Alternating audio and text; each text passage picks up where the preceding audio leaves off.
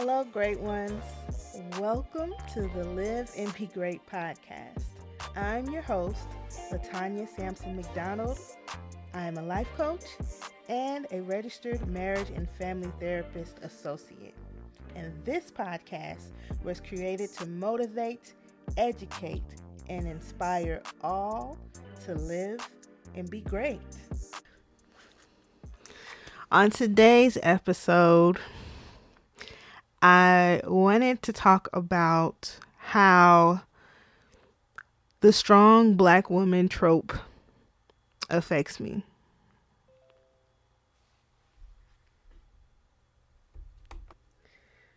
Originally, I had planned to do something completely different, but it's on my heart because it's still very, very relevant, even when you're when you see that it's a problem, this overwhelming need to take care of everybody. When you see that, okay, I need to take a step back and set some boundaries.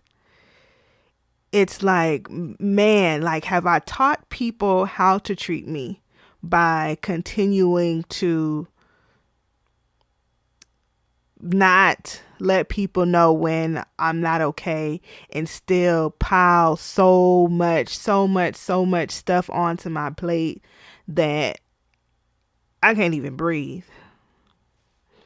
So, yeah, today's episode, which is late, by the way, I apologize. I'm actually recording this as we speak on a Friday. I usually record it the day before, or 2 days before, but man, it's on my heart. And this is my truth. Okay, so what is the strong black woman's trope? What does that mean? Okay, that means basically that everybody believes that you'll save them. Everybody kind of has this, and some people may be unaware that they're doing this, but because a lot of people are aware of the magic that is a black woman, they tend to, when they see a black woman step into the space, kind of like Olivia Pope, if you watched Scandal, to come and save the day. And actually there's a lot of shows where you see the black woman as a superhero. You know, it sounds nice. It's like, who wouldn't want to be a superhero? But the thing is, when it comes to combining that with racism and how a lot of us, we don't necessarily choose to be strong. It's not that we choose to be strong. It's that we're forced to be strong from such a young age. And it's, we have strong grandmothers and strong mothers and so on, matriarchs. The difference is that we'll give everything to the world, and just to get half as much of the respect. We're still underpaid. We can have 5 different degrees and still not get paid the same as a cisgendered white male, but we're expected to be the best, 10 times better, 20 times better, but not get the same respect and protection in return. People just want to take, right? And I have to admit, part of it is just what we're used to. I don't think we're given a choice in the matter, because the world doesn't give us a choice. And because my mom didn't have a choice, and her mom, and so on, they don't know anything else but to teach you how to be. And I feel like it's killing us. I feel like it's time to change it. I feel like it's time to burn the cape, because we're the most oppressed. So we shouldn't be putting in the most work. Like, who is there to protect us, right? I think I spoke on one of my earlier podcasts that, the mortality rate for Black women um, when it comes to pregnancy, because, you know, doctors who have admitted, Black doctors, white doctors, all sorts of doctors have admitted that they're taught to not take our pain as seriously as they would a regular person. Okay. And that is because they feel like our pain tolerance is through the roof. So you'll have a young Black, mother trying to give birth and saying that, okay, this hurts here and something doesn't feel right. And then they'll wait, they'll see who it is. And next thing you know, you 13 hours into it saying you in pain and nobody's come to check on you yet, and they bleed out, you pass away. Like, I don't even think I know too many mothers, Black mothers personally, that didn't have some sort of complications during their pregnancy, which is sad.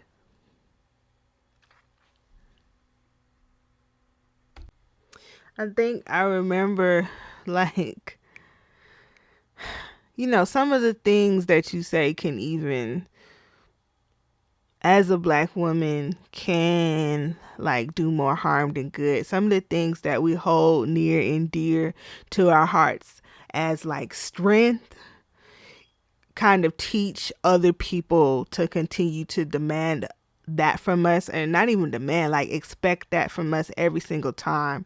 So when you finally get to the point to say, okay, I can't handle it, it's like, what?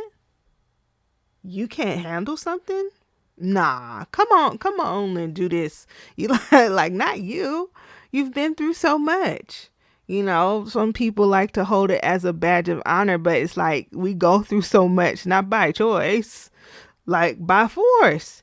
There is it's hard to fight that. If you want to if you want it done right, do it yourself. Or, if you can't do it, okay, fine, I'll do it. Most Black women have been taught to do that from such a young age, from what we've seen our mothers do, and so on and so on. Yes, it's a cycle. I'm sorry if I keep repeating that, but it is. It's a cycle, and I'm trying to pay attention. I want to do things differently. I'm tired of hearing about, the cancer rates when it comes to Black women, and high blood pressure and heart disease. Like, I'm tired of that.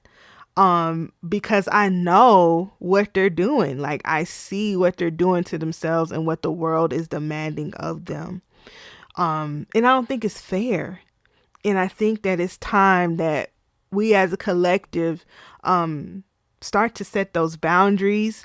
I think that if we have allies that are in other races, that we let them know, listen, this is wrong and this is what I'm not going to do, and I need you to support me in this, because like, it's long overdue. If you're going to be my friend, if you're going to be a part of my support system, like, I need some help. And I need you to understand and not just use me up just because I'll do it.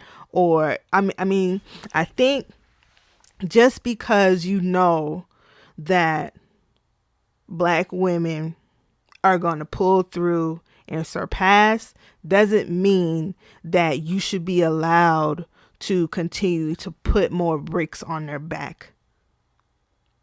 I don't feel like it. And for the mothers out there, like, I get the pressure. I get that you want to do the best for your kids, but a lot of times those relationships become tainted because the thing that oppresses you the most, you're now teaching your daughter how to be. And you're so used to it. You've normalized that weight on your back so much that You don't know how to get out of it. And you're kind of demanding that your daughter be the same way to take some of the weight off of your back. And you don't see that you're training her to take everything from the world just like you have. It needs to stop. Another story that I'm so tired of hearing, but oh my gosh, I feel like I've heard it happen to so many black women that, man, if I could make it a law and a crime, I would. I think it's happened to my mother twice. It's happened to some friends of mine. You work in corporate America, right? Work hard. You're great at what you do. You know, you may be stressed out. You may feel overwhelmed, but you keep on going, right? Because you feel like it's got to pay off some type of way. You spend more time at work than you do with your own family, than you do with yourself, healing and repairing yourself. You even are working after the clock, okay, around the clock. Some of us don't even get overtime, but they still want you to get the work done when they're putting extra on you. And they ignore that, okay, this may be a lot. They just ignore it because they just expect you to do it. Why? Oh, because you're doing it, right? You haven't shown them anything else. You want to keep your job, you know? And you go for a higher position, right? You determine that as that's now my silver lining, like me being overworked and, feeling like I'm about to fall apart. Listen, if I just push through, then they'll see I'm worthy and, I get paid more. I get that raise. I get that corner office, whatever the case may be. Some of us get it. But in a lot of instances, what I've seen is, okay, this position is open. You go for the position. Not right now. Not right now. They hire somebody else. And then they want you to train them to take that position that you are overqualified for. Listen, it may sound surprising, but I hear this story too many times. I've been hearing it since before I even was old enough to work. Okay? I've been hearing this story, and it's happened to my mom, I think 2 or 3 times. And, that black woman will be the best at what she does. And when it's time, to get that promotion, you get passed up. And then as a slap in the face, because, hey, you're strong. You can take it, right? We've been putting more on you than what your job requires. You do it, right? Why not hire somebody else, and use nepotism or whatever the case may be in that particular circumstance to basically like show you that no, regardless of how much you give us, you're never going to receive what you deserve. Like, and you're just supposed to deal with it. Like the audacity to do that to you. And I'm like, if you're a part of this, if you've witnessed this, if you've seen this happen to a black woman, like, you part of the problem. It isn't right. It'll never be right. It'll never be fair. And it's time that the collective of human beings, right, all of us, start to pull off some of these bricks off of the most oppressed. Because it's the right thing to do. And it's long overdue. I know I'm tired. I want to say that this is probably a precursor to another episode, another topic that I want to dive into, but I want to be very, very delicate, for another episode, is the relationship between mothers and daughters. Okay. It is, yeah, it's a conversation that I want to have on this show, and it's coming soon. It definitely plays, I want to say, I think it kind of sets the standard and sets the tone for our why. Like, most of us had or still have so much pride in being a strong black woman. But I'm starting to wake up, and I'm definitely, a lot of us are seeing that it does so much more harm than it does good. It can have you become cold. It can have you become resentful towards other black women, even your own seed, by carrying this torch of this superhumanhood. It like, I feel like it's a world issue. Like, it's a crisis that we are consistently and constantly going through, and we got to wake up, and we have to do better for ourselves. I want to say one of the main things is, I see a lot of us tend to continue over and over and over again to pour from an empty cup. Like, everybody's taking everything from you, everybody. And you're just like, it's better to give than to receive. But you giving everything, and you don't have anything left for yourself.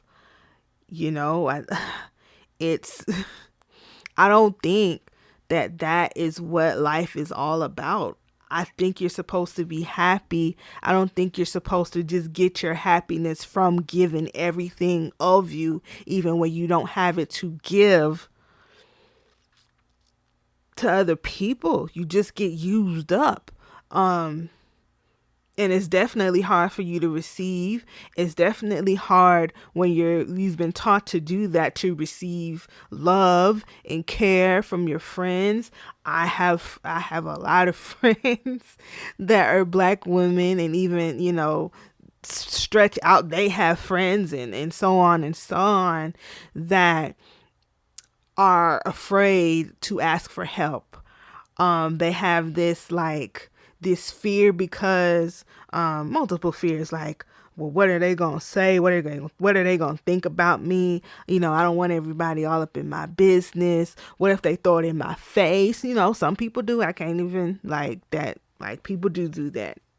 That's definitely a valid fear.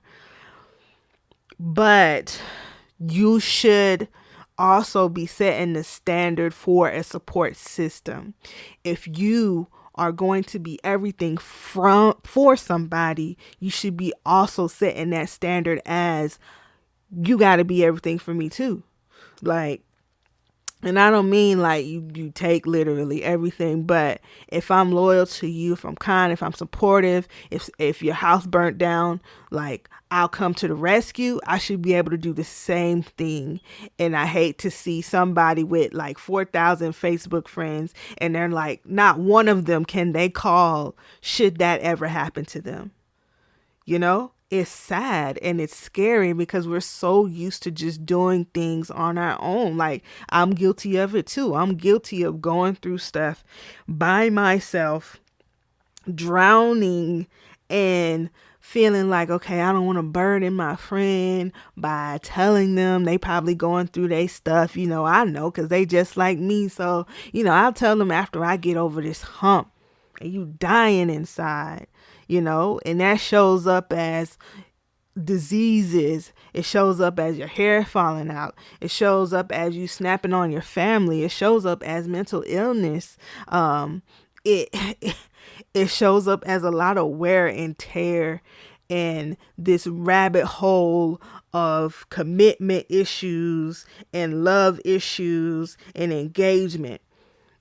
It just does when you continue to do that. And I'm like, no, that can't be it. At least for me, I'm learning how to now, with my circle of friends, to lean on them, right? And I do still have some that still go through that cycle of, I'm gonna go through it, and then when I finish it, I'm gonna come be around you, because it's difficult if you've been taught that way. If that's like in your bloodline, in your DNA, it's difficult to break past that. It is. But we're learning together. And even if we have to say it to the friend over and over and over again, listen, I got you. If you see a friend that, you know, not answering the phone, not texting, keep texting, keep calling. If you can, pop up. If you can, a mutual friend, hey, send a little text or whatever to check up on this sister right here, because I know I was just like that. Like, it's kind of like we we need a like recovery group, right, for this constant let me go through it, by myself, because I can do it, because I've been through so much. Like, no, that's not it. That's not it, sis. Like, we gotta support each other and break this cycle of this strong black woman trope. What are other ways you can do it? Like, you can lead by example. You going through something right now? If you listening to this podcast today, okay, whatever day this is, if you hear the sound of my voice, if you're going through something, reach out to somebody. Okay, do it. Just do it. Don't worry. Listen, if they gonna talk about you, then that don't need to be your friend, period. And that's just what it is. Okay. And we also, sidebar, if we see somebody is not supportive of us, we don't have to close ourselves to, oh, they've been my friend for so many years, so I guess I just deal with it myself, and I don't want no new friends because I don't want to put in that amount of work. Trust me, if you open yourself up to new friends, you will be aligned with the people that is supposed to be a part of your journey now. The new you, right? The new version of you that can give support, but can also receive support, or is trying to, in this next phase of your life. Just got to be open to it. I know it's difficult. I know we have all of these storybook, by the book ways, oh, I've been a friend with this person since I was 3 years old, or I'm friends with everybody in my sorority, or this person is family, my cousin, whatever. We grew up together, whatever. Listen, everybody don't have that. And that doesn't mean that you got to stick to that, or you got to be depressed about that, or sad because you don't have that right now. Like, friends, they grow, and sometimes they grow apart, but that doesn't mean you have to continue to do this by yourself, especially if even when you had those friends, you still felt by yourself, right? No, allow yourself to be supported. Allow yourself to go out there, okay? And find your tribe that will hold you accountable, right? And pick you up when you have fallen, when the world is expecting to just put more and more and more and more and more on you, and not even think to ask if you're okay.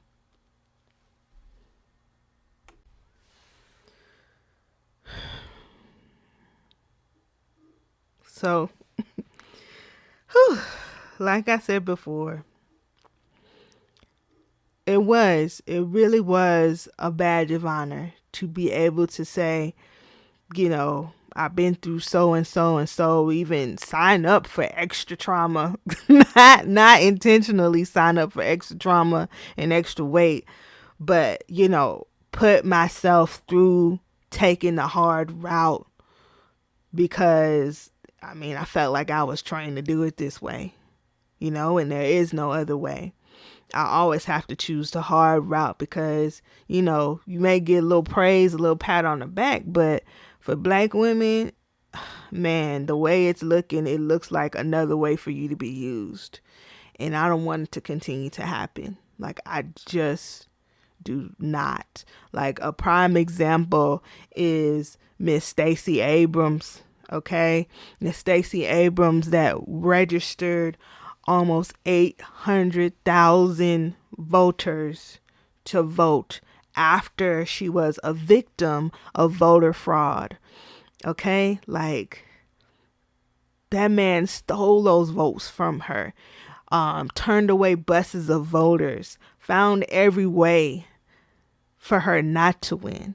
She said she grieved with it for about 10 days, and then she got to kicking, right? And there is no I don't think there's any problem with allowing yourself to grieve and then using your pain as fuel. I don't think it's any problem with that. The problem comes when you decide to give that amount of work to people who will pay you dust and just expect you to continue to push through and work for them. Right? So I'm hoping and I'm praying that she gets her just due with all the work that she put in for flipping Georgia blue. Like, I want to demand that for her because she deserves it. She really, really, really does. But we live in a society where they just expect that from you, and they know without a shadow of a doubt, we don't have to pay you nothing for it, because guess what? You're going to continue to do it. And I want that cycle to stop. Like, no longer will I say no longer should I continue to just allow, those who I have in reach to just have everything depleted from their souls. I can't watch it happen, and I have to lead by example when it comes to that. I have to set those boundaries as well. Okay? If I don't like where I'm at, if I'm struggling, I'm going to tell you I'm struggling. I'm sorry I can't make it. Mentally, I cannot. Right? And some people, if they still have that, that, I don't even know what to call it, but that, confusion. Wait a minute. She's a black woman. I'm not saying that they say this, but I feel like this is an unconscious thing they say to themselves. Wait a minute, she's a black woman. She's great at what she does. Like, what do you mean you're not okay?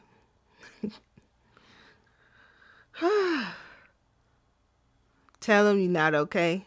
Tell them what you're going to do and what you're not going to do. Okay? That is how we correct what people expect from us.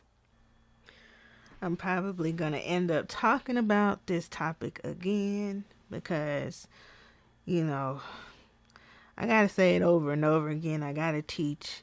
I got to ingrain it. I got to ingrain change, ingrain education, and I'm, listen, however many times I have to say it, however many times I got to switch it up, but say the same thing, I'm going to do it because I want people to understand. And you can call it selfish if you want, but I do want to live in a world where I'm not always feeling like I have to do the most just to be supported and understood. I want to get there. Yes, I'm this beautiful creation. Yes, I've been through a lot. Yeah, I'm strong and things of that nature, but I'm also a human being.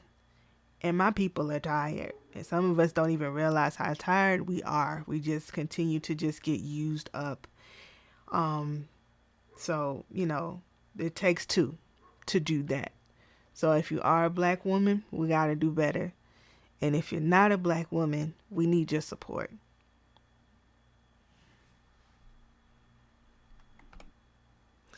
I hope you've enjoyed this episode of Live and Be Great. Please allow yourself to be supported and allow yourself to let people know when you're not okay. The Live and Be Great podcast will be airing every other Friday. If you have truly enjoyed this podcast, thank you. Thank you for listening. Thank you for giving Live and Be Great a chance. Please feel free to share, like, give a review, subscribe on whichever platform that you're listening to right now, on iTunes or Apple Podcast, Spotify, Anchor, as well as Google Play. The Live and Be Great podcast is strictly crowdfunded, so if you are interested in becoming a supporter, you can click the link in the description, or you can go to liveandbegreat.com and scroll to the bottom and donate to the Live and Be Great podcast today, so I can continue to give you good and motivational content. Thank you all for listening, and don't forget to give yourself permission to live and be great.